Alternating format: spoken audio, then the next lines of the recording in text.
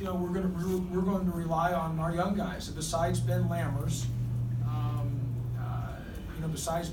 nobody has really played significant key minutes, whether it's the freshmen or returning guys or anyone that we signed. So it's just going to be a grind for us. And I've said it many times before, this year is going to be very similar to last year, that it's going to be November, December could be just, it's going to be a little bit rocky, could be up and down, and then as we get towards ACC play, now you'll really see us get better. That's what I believe. So the good news is we found a way to win.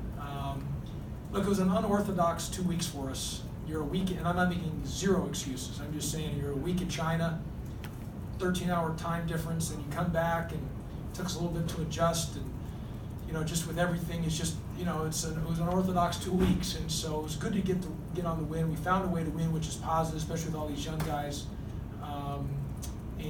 We'll have to continue to play better, get better. The biggest issue today was our 19 turnovers, and we spent so much time on like three-man weave and valuing the ball, but versus UCLA, we only had 11 turnovers, but today 19, and we just don't have that margin for error to be able to do that. So Isaiah 25 points off of our turnovers. 14 assists on 20 made field goals, which is great, but we've got to take care of the ball. That's just who we are. We've got to value the ball. They slow pressed you guys and made you play the full court every possession. That seemed to kind of gum up the works a little bit in terms of getting into the offense for you guys. Yeah, part of it, they we and them trying to probably grind it out a little bit, and with them some of their full court presses to keep them, trying to maybe wear some clock. And it probably wore on Jose and Justin a little bit too, especially Jose. I mean, he played a lot of minutes, but and he did have 6 total rebounds, which is a great stat. But that's just who we're going to be. I mean, for right now, UCLA we held them to 63. This game we held them to 62. So we're going to be, until we can have better offensive firepower. The biggest thing is I really thought, man, we shoot the ball better from three. This year I think we're like 5 or 6 of 24 or something like that, 6 of 26. I guess we were 4 of 18 the first game versus UCLA, 1 of 8. So 5 of 20. 5 of 26. So Kurt, Jose, Brandon, we're a better shooting team than that. And now when we get Todrick and Josh back, whenever that may be, that will help. But in the short term, we've got to be a better shooting team than we were. Really proud of AD to stick those 2 free throws at the end there. That was a big thing. I imagine you were a little bit surprised when the pass went to AD. Well, out of the timeout, we said, Ben, get the ball to Ben and don't pass it. Just let him foul you because they were going to foul you. And then he passed it. And you saw Ben, he's like, I'm sorry, Coach, I forgot. But to AD's credit, he stayed after yesterday practice and made 100 free throws, which he did, and it paid off. Coach, touching base on the 25 points off of the 19 turnovers, how do you and your coaching staff really get you guys to make smarter decisions with the ball going forward? All we've done the last 2 weeks is sureness drills, I call them, just being sure with the ball, pass and catch. A lot of we would be 2-0 if we did a better job of taking care of the ball in fast break opportunities. I mean, how many layups have we missed on fast break opportunities? The biggest thing in this game, we had 3 5-point swings that were not in our favor, ready just to kind of open it up, and then we would just make not a smart play. And so it's just going to come through experience. I mean, we're a very, very young team. I mean, like that team today is older. It's a senior-laden team, and it's just, I don't care what you do. I mean, experience matters, and we're just young, and it's going to take us time, and it's only going to get through experience, and we got to keep watching a lot of film and tape and film and video, and just improve every day. Jose played 39 minutes today. Can you expect to see those kind of minutes till you get Josh and Todrick back? Probably, if he's playing well. And Justin didn't, he was in foul trouble early the first half, and he didn't have a good game today. He was 1 for 5, but he 0 assists, 4 turnovers. So obviously we're going to roll with Jose on that. And Jose's got to make his threes, but I think this is back-to-back games. He had 6 rebounds, which is a proud of for doing that.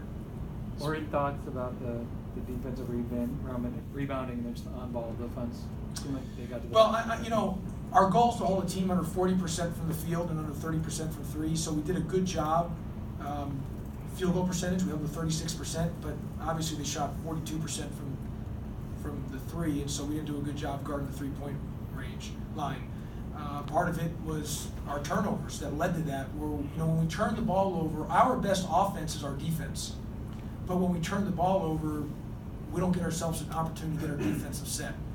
And that's why I've told our guys we're better off taking a shot clock violation and turning the sucker over so we can get set. We were one of the elite defensive teams in the country last year, and that's what we have to hang our hat on. And listen, Tab hit some. He did hit some great threes. And the kid, the little guard, there was one who hit the number one, hit a shot, a three, and Ben wasn't up on a ball screen coverage. So we just got to keep getting better, Ken.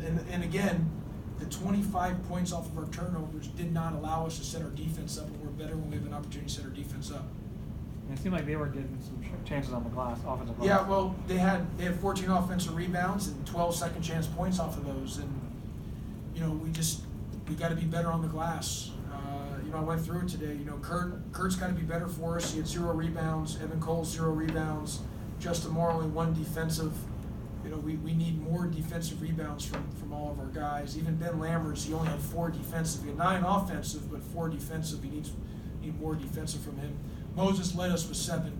So he obviously will continue to get better. But we'll improve, and we got a game on Wednesday, and hopefully continue to get better.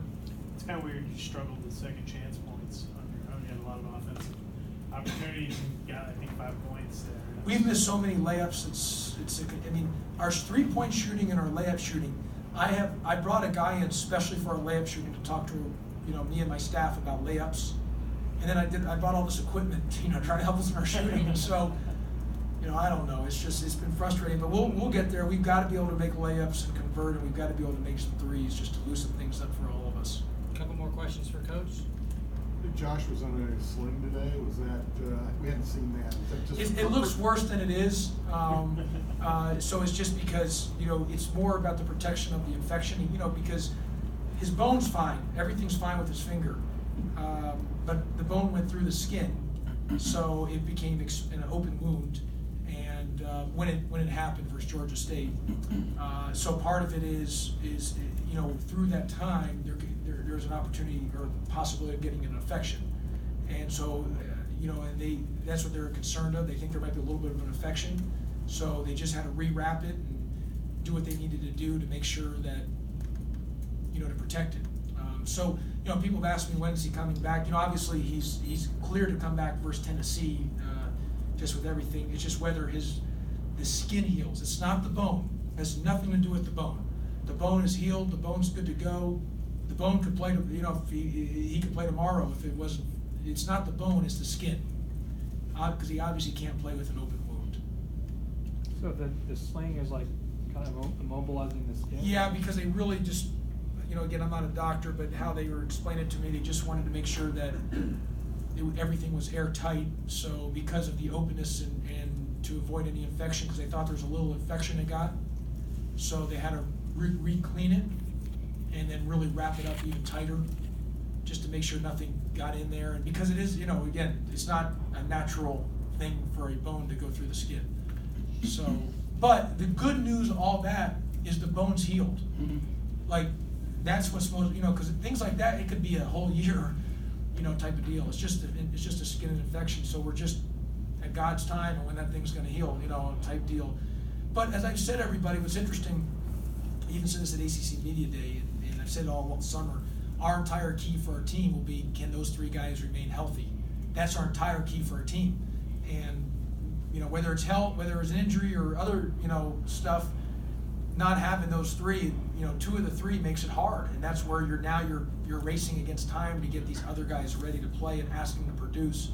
When if those 3 were in, and that's what I said, our entire key was those 3 guys being healthy. So they're not, so other guys have to step up, bottom line. Coach, Ben had 8 blocks today. 2 away from a triple-double. 2 away from a triple-double. With that being the case, going forward this year, are you going to hold him to that standard of being that rim protector that can accumulate? Well, he was ACC Defensive Player of the Year, so we got to have him do the same thing this year. Yeah. One more question for Coach. Coach, what you know about Bethune coming in, and were you surprised at the game that Tab had against you guys? No, well, Tab was one of the leading 3-point shot attempters last year in the country. Here's what I would tell you: we don't take anyone for granted, especially myself. Every game is hard. Winning is hard. I had great respect. Coach has done a good job with them. I know he's new and their team, and they're probably trying to feel themselves out as well too, because they got a lot of new guys, but they're older and they're going to be good as they continue to play. They're going to be, they're going to get better and better and better. But we knew it was going to be a tough game because of how they played and they had experience, and we're young. So it was just one of those things where we had some chances to maybe pull away, but we didn't capitalize on that. And Coach does a really good job for him, and he's young, and I've been there in his shoes, and their team plays hard, and Tab can flat out. I mean, he had some threes that I don't think he was looking at the basket. You know what I mean? He just fired it, and that thing went in. So, but the 3-point shot is the equalizer or difference maker in this day and age. And you look around the country, everybody, there is no more juggernauts. Maybe in the top elite part of the schools, but everyone else, if you don't play well, there's a good chance you lose. And it's a direct result of what we did last year.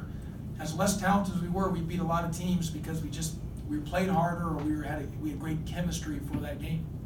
Thank All right. Thank you, Coach Pastner.